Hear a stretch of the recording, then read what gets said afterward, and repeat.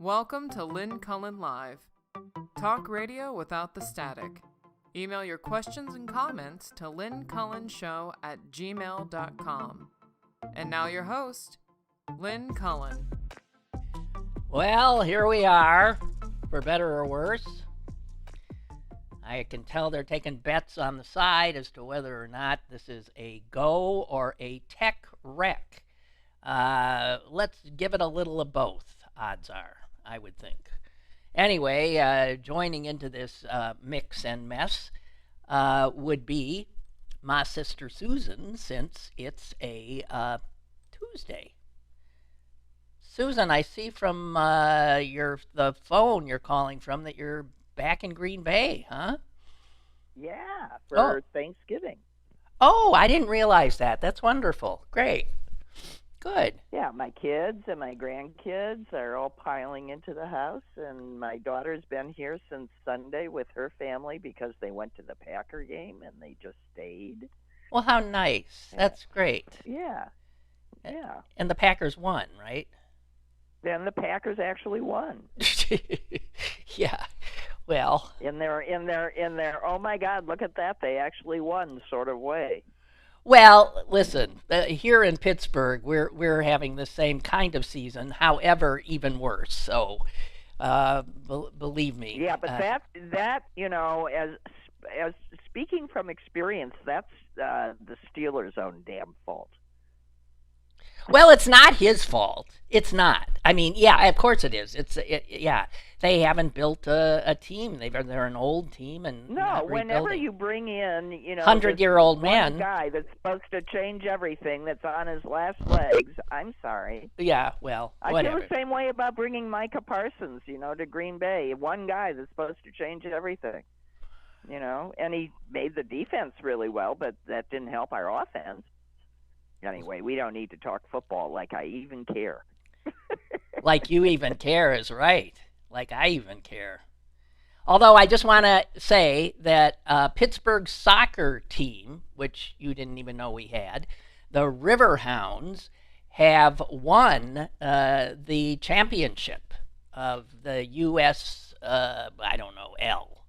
United Soccer Really? League.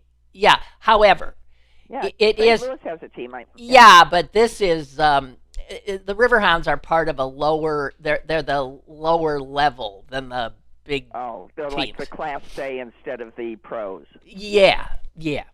But it's the first time in its something pretty long history that they've won. So I wanted to say that Pittsburgh, which is somewhat beleaguered as a sports town now, does have a champion.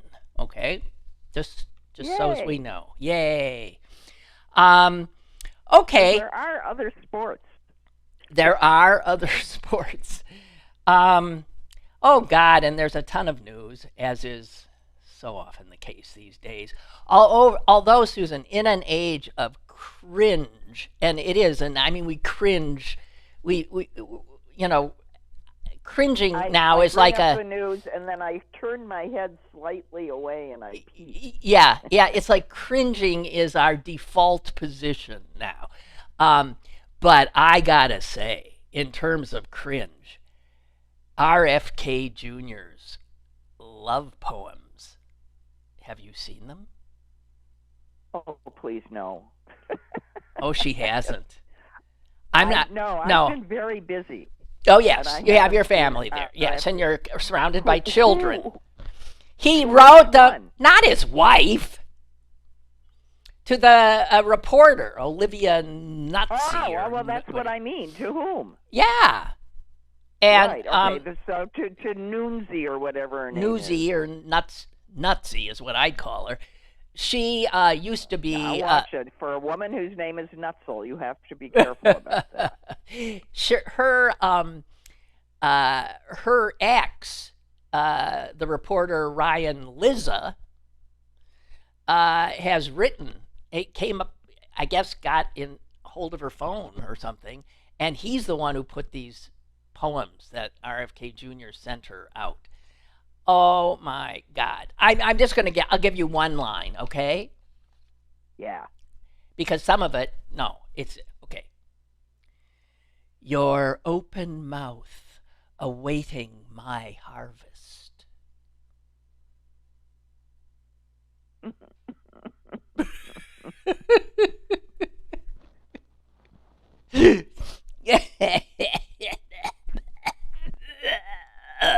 Yeah. I know. Okay, and what is his sweet little wife Cheryl Hines has to say now? She's lost everything. She doesn't have a friend left. Everybody thinks she's nuts. And now his love poems to someone else get published. For all I know, he sent the same poem. I think she should do us a favor and, in a homicidal rage, get rid of him. I think, for all we know, he sent the same poem to her once. This might be, part of his bag of tricks. His best lines. Right. Oh, my God. I think they call this love bombing. Oh, dear God in heaven. Okay, one other thing totally unrelated because I can't stay with that. Historical note. I don't know if you didn't watch the Revolutionary War thing, huh? But I watched some of it, yeah. I watched quite a bit of it, and, learned a lot. And one of the things that was mentioned in it was, George Washington is a very young man coming to these parts, fighting for the British, and almost getting himself killed, and, part of a really big defeat for the Brits against the French and their Indian allies. He was on his way to try to take Fort Duquesne, which was Pittsburgh. Yeah, right outside Pittsburgh. No, not outside. Exactly it is Pittsburgh. On the point. Okay. Where the point is. Right. Downtown Pittsburgh. Right. Because it's such a obvious place to put a fort with 3 rivers there. So the French had it, and it was called Fort Duquesne. And it turns out that today is the day, 267 years ago, that the British finally, not with George, finally took Fort Duquesne, and Fort Duquesne fell and became Fort Pitt. And 2 days later, that would be this Thanksgiving, Pittsburgh was founded. Just saying. 267 years ago. Yeah, it's cool. It was before there was a United States of America. There was a Pittsburgh way here in the hinterlands. Okay, so that's the history. We've done poetry.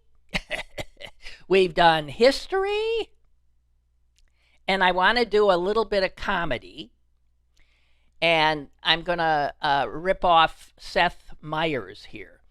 Susan, I know you've been busy, but obviously you certainly got to see some of that, of Trump acting like a giddy teenage girl meeting her heartthrob, right? With Mom Donnie? No? I read about it. Oh, I did not see it, God! You got to see it. He's actually, he doesn't look like he normally looks. He's touching the guy all the time. He just can't keep his hands off him. He's like laughing and smiling, and everything is different. He is like, it is insane. You do have to see. Well, the thing that I read, it said, that it was so clear that Mandami knew exactly how to handle him, which was to not respond to the blowhard. And when the blowhard gets no response, he turns into this fawning, charming guy trying to get a response. Well, we rarely see this. This was so over the top. It was unbelievable. You really treat yourself at some point. Okay, I'll go. So Seth Meyers, he nailed it. Because, I was talking about it yesterday and how, Trump just was swooning. And Seth Meyers nailed it. He said, I've never seen Trump this smitten before. And he's not being funny here. He's being absolutely right. He said, and this is a reminder, he does not work with a single cool person. He is surrounded by so many charmless goons that the first time he gets to hang out with someone who has a little charisma, he swoons like he was on a date with a varsity quarterback. And it is true. Think of the people around him. Think of his whole milieu. Think of Mar-a-Lago. These are not the cool people. No, they're the people with really strange faces if you're a woman, and complete and total offensive nerds if you're a man. Whatever. They're creepy, cringy. And the fact is Mamdani, whether you like his politics or not, is cool. Totally cool. And, yeah. Rust Belt said, I wish my boyfriend would look at me the way Trump looked at Mamdani. Yeah. I agree. We all would like someone to look at us that way. And Mord, you're welcome. Although I think you're being sarcastic. Mord says, so glad I waited to listen to Lynn read that. I think that was RFK's, it wasn't Seth Meyers, it was RFK's poem. Right. Okay. Right. Well, yes, Yeah. I would read that with a dripping with irony. Or Not sarcasm, I think.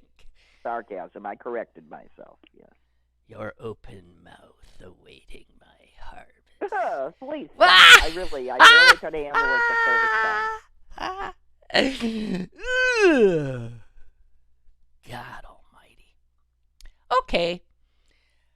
And just we can footnote that with the, RFK being the guy that is killing all of the really just on the edge of being totally successful cancer innovations and killing his own cousin. Well, not helping her, certainly. Yes. Yeah. No, he's a scourge.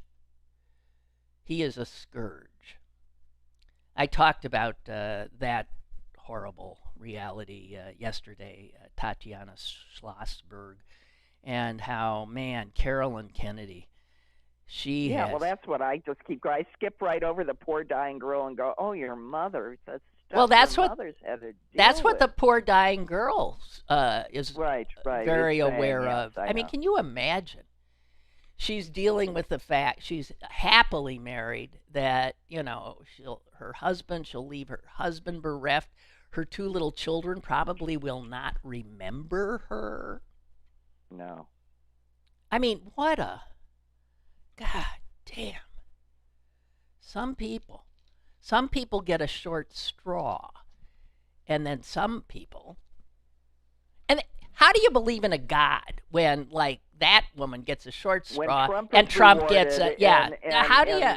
I don't get that. And that woman, and I'm not talking about her father or her mother. I'm just talking about how she's led her life. Yes. And what she's been handed to deal with. And I got to say, there are very few people that could have done it with more grace and poise. God. Really. Jesus, God. Just too much. Yeah.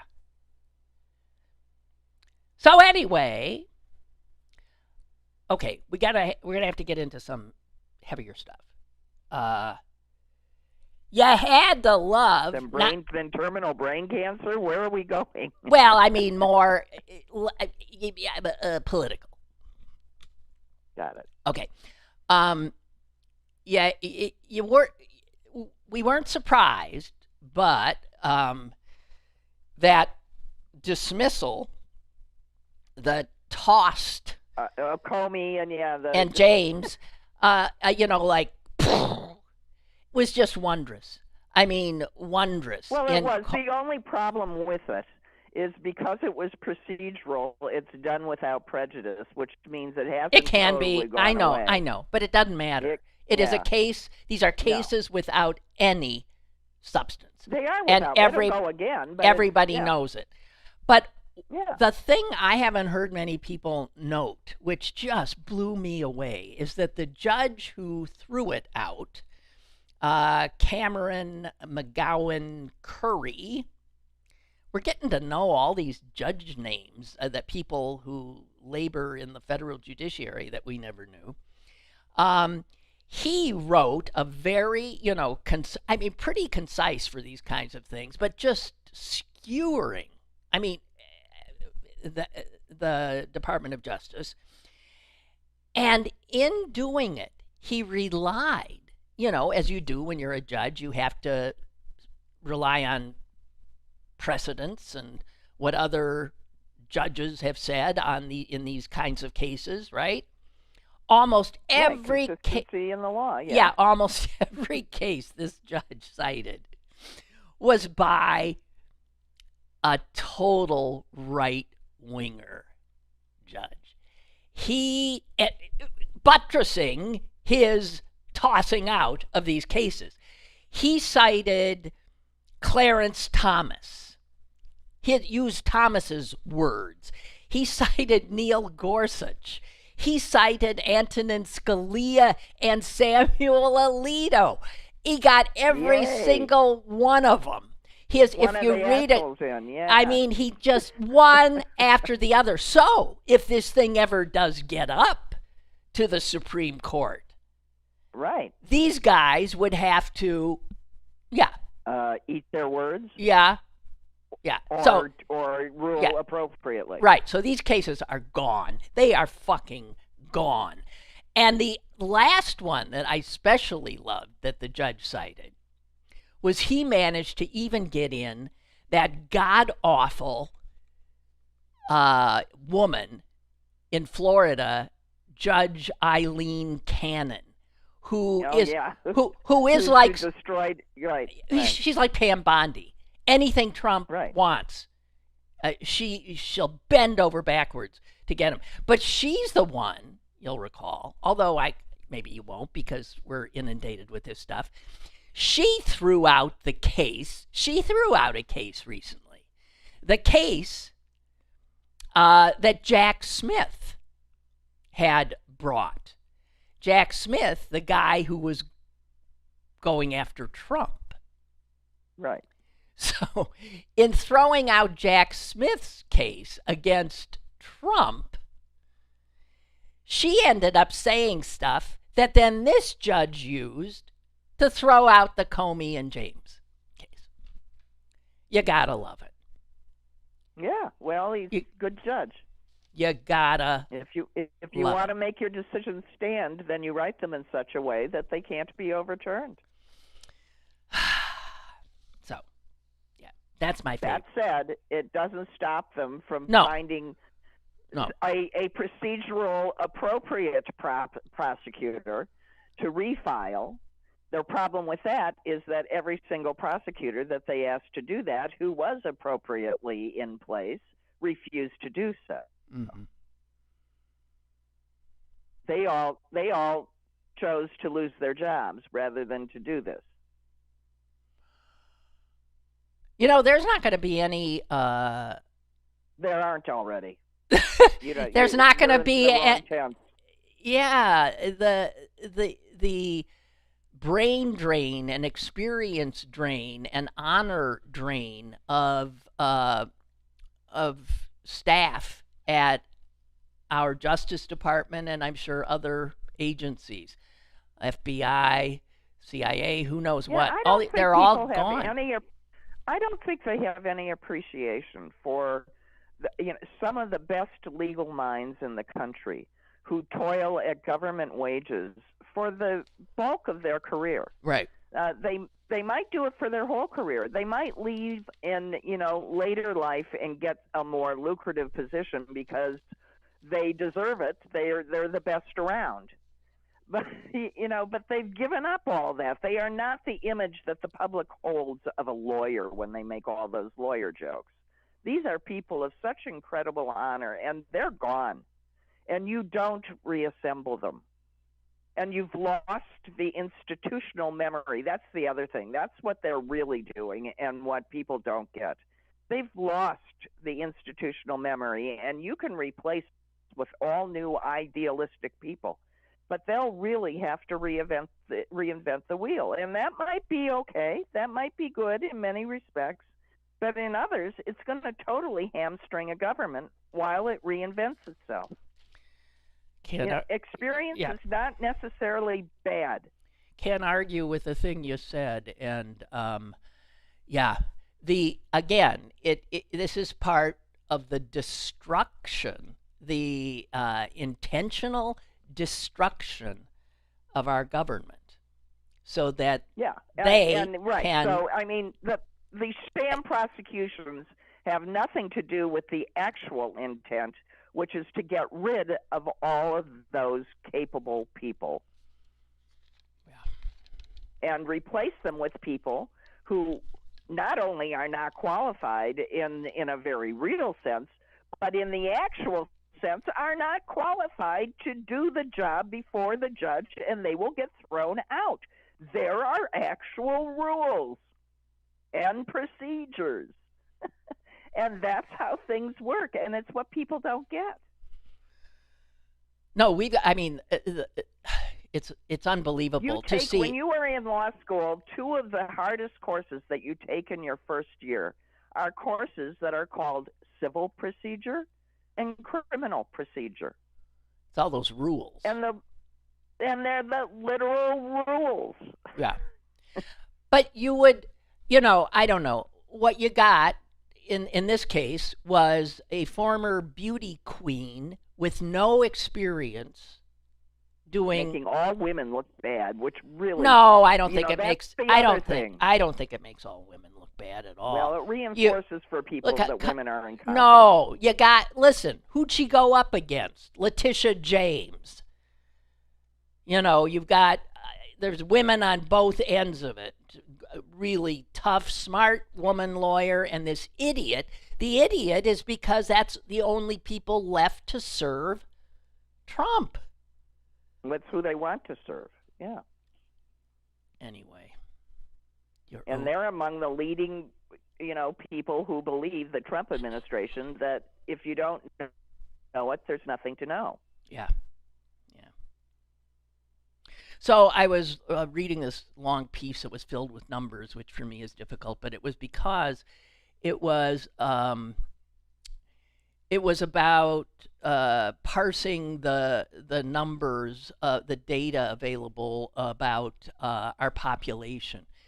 And it just brings home the reason we are where we are with this spasm of white racism, this desperate, coming after a two-term black president. I mean, we have the election of this clown using race and hatred of brown people and all that kind of stuff.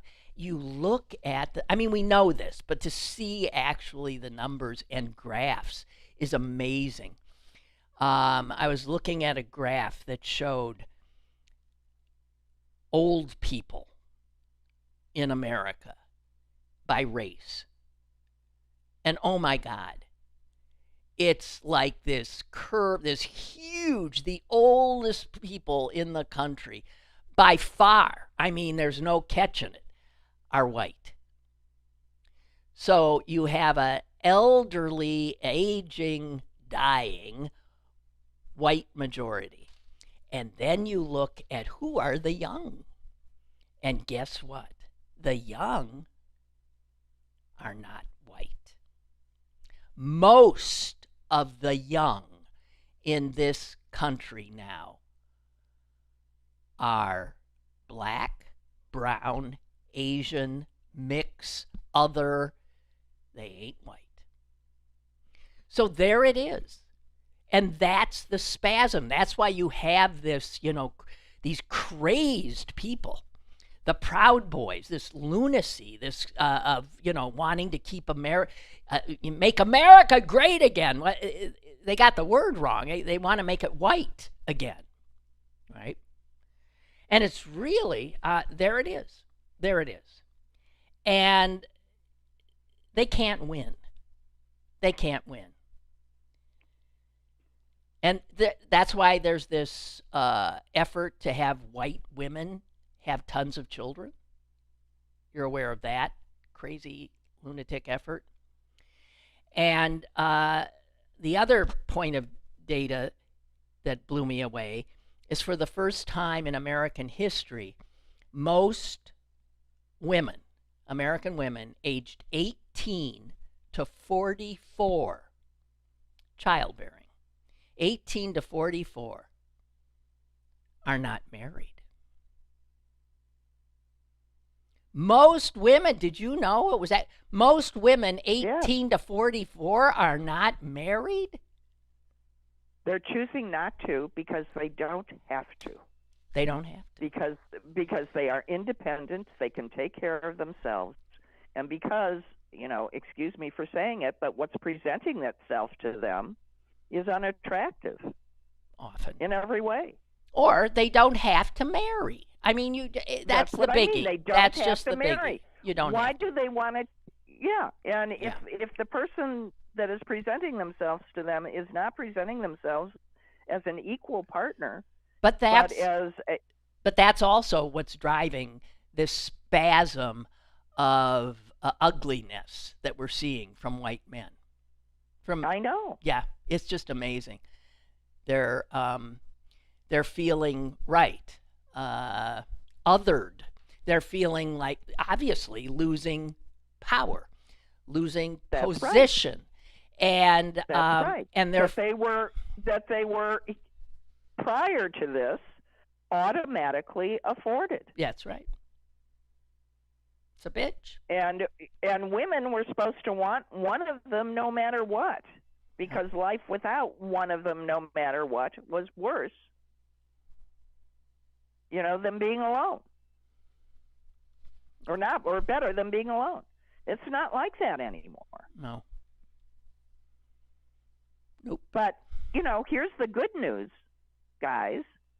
Women actually do want to have real nice partners. Women do actually want to be partnered and raise a family and have all of those things. They just want to do it with someone that wants to actually do it with them and not expect to be, waited on. I mean, it's really that simple. That's all it boils down to. And while Susan says that, I want a lot of you to think, who's been doing all the work getting ready for this big feast on Thursday? Just saying. In your house. That's all I'm saying. In my house? No, I'm not talking to you. I'm talking to the audience. Because generally, women still do the work. That's all correct. That work. And enough. All that work and all the cleanup, and it's their responsibility to think about and plan. And although, again, I will say in my family that's not true. Yeah, you've got a son who's very, very helpful. Well, he's a really fine cook. Yeah, although your husband was of the. My husband was, bless his heart, and I loved him very dearly, very good at only one thing.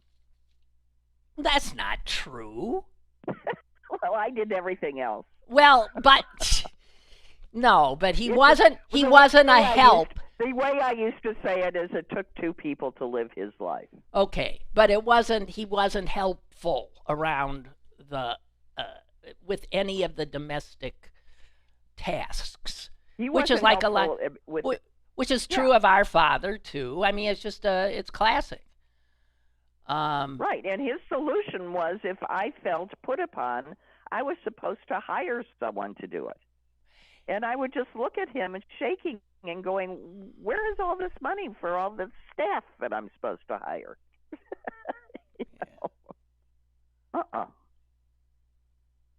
But that's changing. Neither my son or my son-in-law are like that. They are that's true. Completely equal partners. Yeah, that's true. Russ Bell says, I can't blame women for preferring to be single. There's too many men who get all their views about everything from the manosphere. Well, this is what's scary, is those are mostly our young guys. It's those 20-somethings and early 30-something. God, what is that? Is that Gen X? Well, I don't know what gen that is. Whatever. I mean, but I feel for the I feel for the women. on the internet. I They feel think for women the like women. to be strangled. Yeah. And Milton is absolutely right about this. The independence of young women is one of the catalysts to the Department of Education reclassifying what constitutes professional advanced degrees. Now, I have to say, Milton, I never saw this story. I saw little things about it. I saw What, it. the Department of And Education has reclassified like almost like nursing as not an advanced profession? Is that one of them? Nursing? So I want to ask you, when you get your master's of nursing, what does that mean? I mean, I have Well, three members of my family who are masters in nursing. even if you're not a master in nursing, how's that not a professional? How's No, that but I not a mean, profession? it was professional. They ran huge hospital, departments. They were majorly responsible for major stuff. Yeah, but okay. It's just because it's women. So it's what women are and the minorities? So what are the that's other what are the other things they've decided are not profession? And what is the only point of one that? I read about was nursing. Yeah, I saw nursing. Unbelievable. I mean, the war on women is not a subtlety anymore. Not that it ever was, but anyone who can't see it What difference does it make whether we call it a profession? What attaches status to the job status. when you say that I'm in the profession of nursing? Status. So now you have to say I'm in the job of nursing. What is the practical effect of this? I'm just saying it's status. That's all it. I don't know what the practical thing is. That's what I don't know about it. What that means, but it's obviously making that less valuable. Yeah, I don't know. Hey, I hate to throw something thoroughly depressing in here, but I have a friend who just got back from Honduras, where he was scuba diving for 5 days, and he came back so depressed because about what he saw underground in the water, oh, or didn't see in the water. Exactly. He said, I mean, this is a guy who's been scuba diving all over the world for a long time. He was freaked out. Guys, he said there's no fish. He said where you used to be swimming through this wondrous, universe of life and beauty. What he saw were dying coral reefs, and every once in a while a single seahorse, a little fish here and there, nothing. That it bore no resemblance to what he has known. But see, most people don't see that. That destruction that we're doing. And you see that the countries of the world just finished up their climate change conference, down there in, I think, Brazil, and apparently said nothing about we're fucked. I mean, I'm sorry about, fossil fuels or something. We are just fucked. Just saying. I know. It's yeah. Oh, Milton is saying, oh, Susan, it's about loans. For God's sake. So they reclassify these things that women are doing because professional advanced degrees are only eligible for $20,000 a year in student loans. What? It'll make it harder to recruit for nursing. It's for student loan status. Well, I mean, it's just stupid because here's one of the things that we've known for a long time. Guess what we have in this country? A nursing shortage. Yeah. Guess what else we have in this country? A doctor shortage. Guess what else we have? We have an aging population in need of shortage. Yeah, and yeah. Richard, we're hearing from a man here. I can sew, iron, and bake, and nag myself if needed. Yeah, well, that's what women do. I totally agree. If you don't think women aren't saying to themselves, get up and get to work. I nag myself all the time living alone now, and here's what. I totally ignore myself. Okay, Milton's come up with more of the areas. Nursing physician assistants, physical therapists, wow, audiologists, architects, what? Accountants, educators, social work. Well, these bastards. Every field that, yeah, no, that's just bastards. Ridiculous. Well, they're not all female heavy. No. Architects is the one I'm thinking isn't, and accountants, but I don't know. No, both are changing. I mean, both are changing. Yeah, my last two accountants have been women. Yeah, and I know two women architects. Yeah.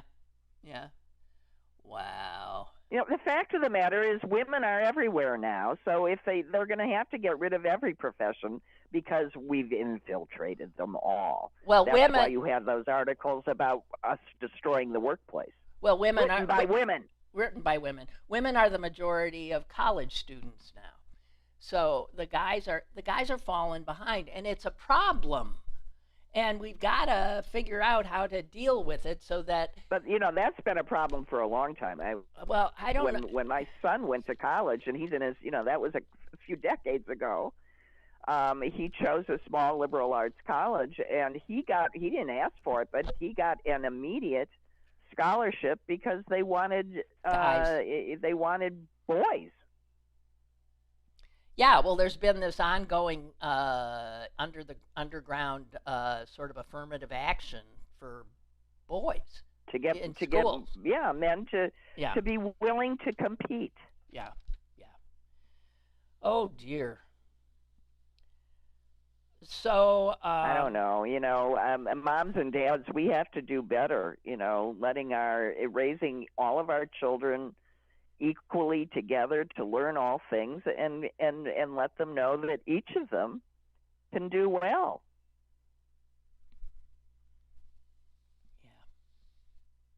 Because there has to have been this quiet little cultural message to all of these young men. Oh, there's no doubt about it. That they were going to be handed. No, it wasn't very quiet. It wasn't quiet. Boom. No. I think the parent who's been blamed, and maybe with some rightfulness, is mothers are tougher on daughters than they are with their boys. Just trying to get those girls ready for the life they're going to be leading. And I think, who does most of the child raising? The mothers. So they get nailed when you look at boys not being held to the same level of, do boys do... I'm just saying. And I think... I don't disagree with that. I really made a really conscious decision because we were raised in the house where we set the table and did the dishes and Bill shoveled the snow. But Bill never helped in the kitchen, and when it was the bad snow, the girls got out there. Do you remember that? Well, Mom, I remember shoveling snow. Dad never shoveled snow. Yeah. No, Dad never did.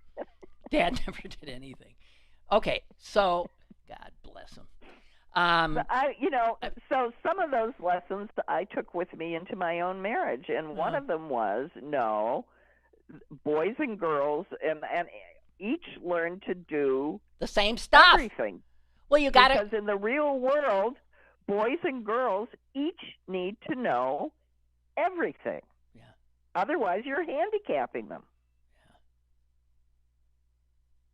Well, Milton, as usual, you're right. He says what's going on here with this Department of Ed is he says this is the conservative way of dealing with overly educated, less financially reliant women. Mm-hmm. Just trying to fix that little anomaly, they think. One of the strangest things I've seen in the last few days is this article about a documentary that I guess we're all going to get to see sometime soon, but that a bunch of members of Congress got a special viewing of last week or Monday. Last week, yeah. It's called The Age of Disclosure. It showed at Sundance, I guess, and won a bunch of awards. And the documentary is filled with interviews with government and military officials and scientists. And it's about what we used to call UFOs. And it is, I just want to read you one sentence that freaked me. One of the people interviewed in it is the former director of the Pentagon's essentially UFO task force. They've always had one, so it was his job to keep track of these sightings and blah, blah, blah, blah. His name is Jay Stratton. And in this movie, Jay Stratton says, quote, "I have seen with my own eyes non-human craft and non-human beings."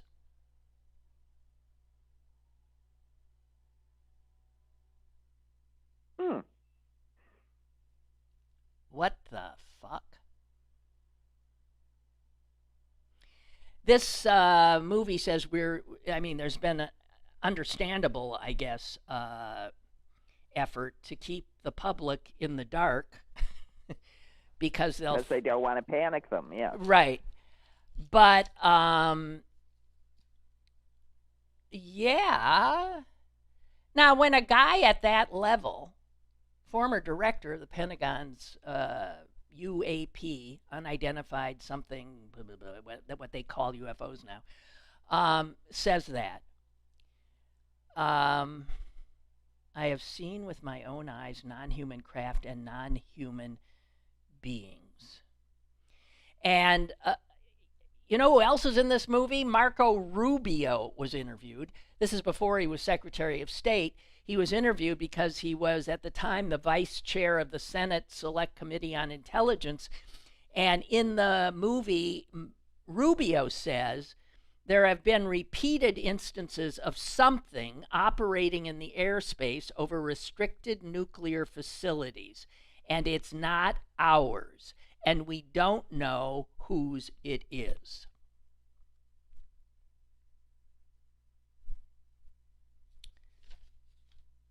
I'm just saying. It's called The Age of Disclosure. UAP is now what they call UFOs, unidentified aerial phenomena. Yeah, well, I'd read a long time ago that there had been, about the rumor that there was a crash with remains, and that might be what that guy's talking about. Yeah, but my God! So anyway, there's 34 former and current senior members of government, military, and intelligence groups in this movie that claim that they have knowledge of advanced non-human intelligence, and contend, among other things, that there has been an 80-year cover-up of the fact that we've been trying to reverse engineer the technology we've received in these crashes of UFOs. Well, you'd be nuts not to. Yeah. But, okay, I'm just saying. I don't know. I put this down to I'd be naive to think that there's things out there that I don't know about, and Right. that the government knows Right. and I don't Right. know about. Right. I'm not one of those people that thinks that if I don't know it, it doesn't exist. I assume it does. I think you'd be. I mean, in this huge universe, and think that we're the only ones. Yeah, that's or we're insane. the most advanced. Yeah. Why? No, it's absurd. Of course we're not. It's absurd. Yeah, but that's it. And I will say this as well. I mean, I have lived my whole life and never once been threatened, as far as I know, by an alien. I have also, in that same lifespan, been threatened by many humans. So, of the two things to be afraid of, I'll just pick my fellow man. Okay, I think that's reasonable. Yeah. Ben is saying the filmmaker, the guy who did this, was on Bill Maher a few weeks ago, and it was a complete softball interview because Bill clearly believed all of this and let the guy speak without pushing back. I'm highly skeptical. Milton says you can see it. Age of Disclosure is currently streaming on Prime Video for $20. Well, you get a bunch of people together, and then it's get a bunch of friends, and then it's just like seeing a movie, if you want. So it's on Prime. Just saying. Go by yourself, and it's pay for it yourself. It's like going to a movie. That's almost the case, right? Pop yourself some popcorn, and I don't know. I just whatever. Hey, I want to do a quick obit here on somebody who I remember very well, and I feel for him. I really do. Jamil Abdullah Alamin. I never knew him by that name. I knew him by H. Rap Brown. And he was an extraordinarily charismatic leader of the Black Power movement in the 60s and head of SNCC, the Student Nonviolent Coordinating Committee. As soon as he became head, he got the nonviolent part out because he famously said, violence is part of America's culture. It is as American as cherry pie. And that's probably the thing that stuck the most. Most people freaking out because he said cherry pie and not apple pie. But anyone who watched the Revolutionary War doc, the Civil War, or has lived in this country knows that H. Rap Brown was absolutely right. Violence is part and parcel. We destroyed the indigenous peoples. We genocided them. Look what we did to black people. My God. Violence is part of America's culture. And his straight talk, he's so scared the shit out of the white folks at the time. And J. Edgar Hoover was still head of the FBI. And Hoover, you think he went after Martin Luther King? Whoa. He was going after this guy from day one, and it took him a long time, but finally took him down. And I suspect, on trumped-up charges. But he died in prison, serving for the killing of a police officer. And I don't know. I don't believe it. For one thing, there were two cops. They were trying to serve. They were continuing their harassment of him. He was, by the time this happened in 2000, H. Rap Brown had disavowed violence, had become a Muslim, had opened a mosque, lived in Atlanta, and worked constantly against violence in the city, organized summer youth programs. He was just nothing but this exemplary citizen. But the FBI just kept coming. Hoover flat out said, I want you to keep charging him until he can no longer make bail.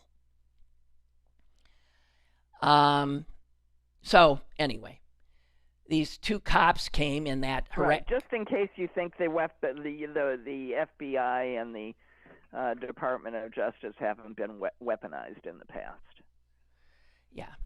So anyway, so a Fulton County deputy sheriff and his partner were coming to harass him at his store. He had a little grocery store as well, and he was they were serving him with an arrest warrant for missing a court appearance on a minor traffic violation. So he was always getting, pulled over, constant traffic violations. It was just a constant harassment. And as they approached, some man shot them. Both. One died, one survived. The guy who survived, when shown a picture of, I still call him H. Rap Brown, I can't help it, that's how I know him, H. Rap Brown, the officer said, yeah, that's the guy, and I'm pretty sure I shot him too. And in fact, his account was supported by a trail of blood leading from the spot where the gunman had stood. They found Brown. Let me guess, H. Rap didn't have any wounds. He had no wounds. None. But he spent the rest of his life, 25 years, in maximum security prison, often in solitary. He was just charismatic as holy hell, and he was huge. So that when he had, in the days when he had this big afro, with the afro, he stood 7 feet tall. So he was the picture of what white racists are terrified of, right? Right. Oh, God. Anyway. I thought you were going to talk about the 111-year-old Selma race riot. No, the Tulsa race riot survivor, right. Or Jimmy Cliff. I mean, you look at the 3 big obits today are Black Americans. And you realize that without, and I think Brown said this at one point, he said, blacks built this country. And it's true. Blacks built this country. It was built on their backs. And at the time he said that, blacks built it. And if it don't come around, we're going to burn it down. And you can't, the anger that he channeled was reasonable. Of course it was. Understandable. It still is. And still is.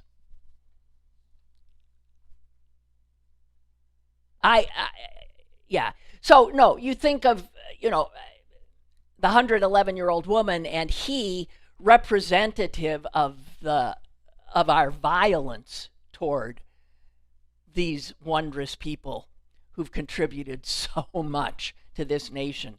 And then Jimmy Cliff, that reminds you of the extraordinary contribution of Black people to what we consider America's art, music. Right.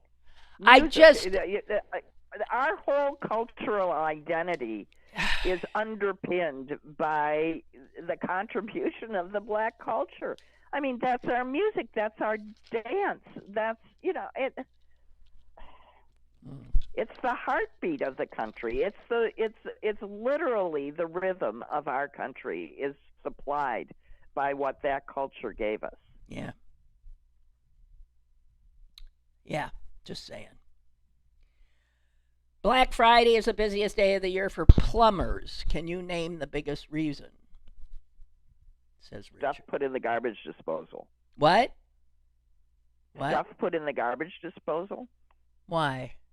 Because of I don't know. Thanksgiving? Yeah, getting ready for Thanksgiving.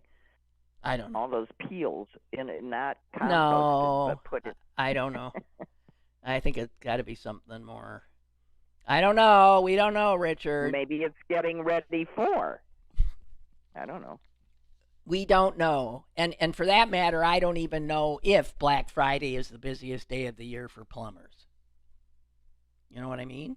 No, I mean someone could have just put that out there. Really?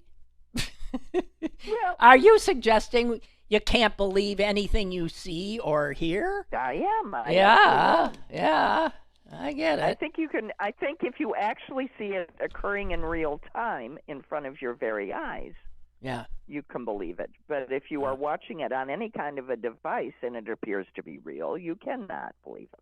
Yeah. Although, as an attorney, you know that eyewitness accounts, people who saw something in real time. Are the most inaccurate. That is correct. So there you go. You can't believe a goddamn thing. Okay. He says Susan's right. Okay. So, About what? I think about all the crap from the Thanksgiving, the cooking going down. Oh. Probably turkey carcasses, peels.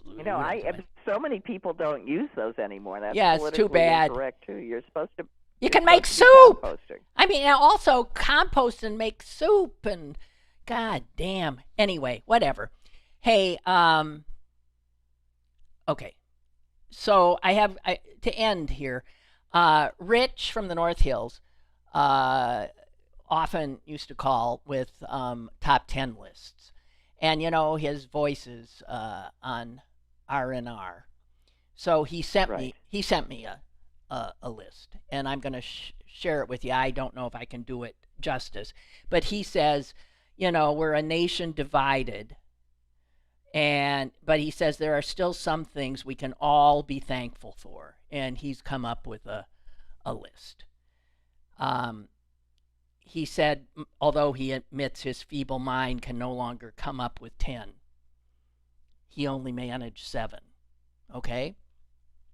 Which is actually, given how divided we are, I suppose 7's pretty good anyway.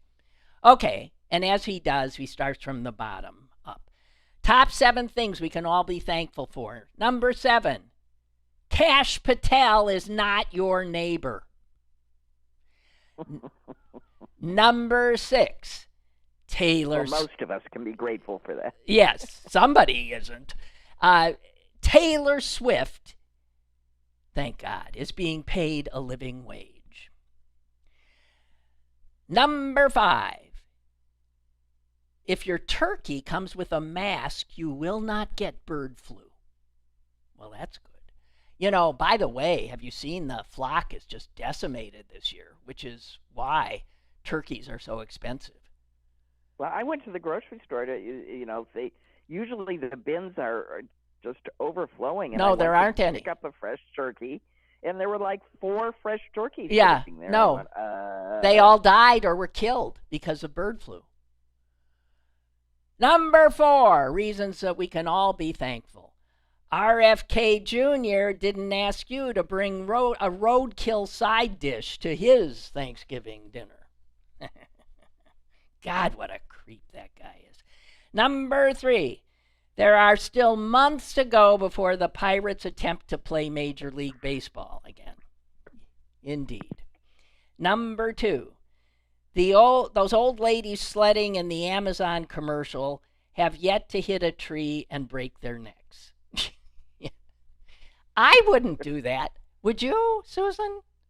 With my brittle bones. Well, maybe you mustn't.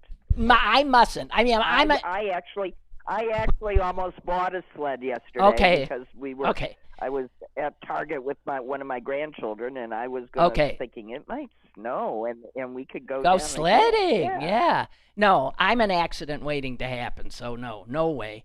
Yeah. And the old lady sledding on the I'm sorry, Rich, I screwed that up. And number 1, reason is Rich's feeble mind can no longer come up with 10 lame jokes. Okay, so that's all things we can be thankful for. I'm sorry. See, Rich, I screwed it up. Jesus, God. But thank you for that, and we all hope your voice is mending. A quick thing, recommendation for a movie on Netflix from me. It's not for everybody, but boy, is it wondrous. It's called Train Dreams. Train Dreams. It's just beautiful and smart, and it's just a life. A true, I can't recommend it enough. A quiet, wondrous movie. Train Dreams. Okay? Just saying. Thank you for that. Yes.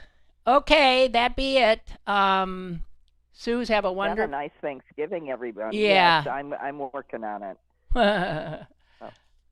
Okay.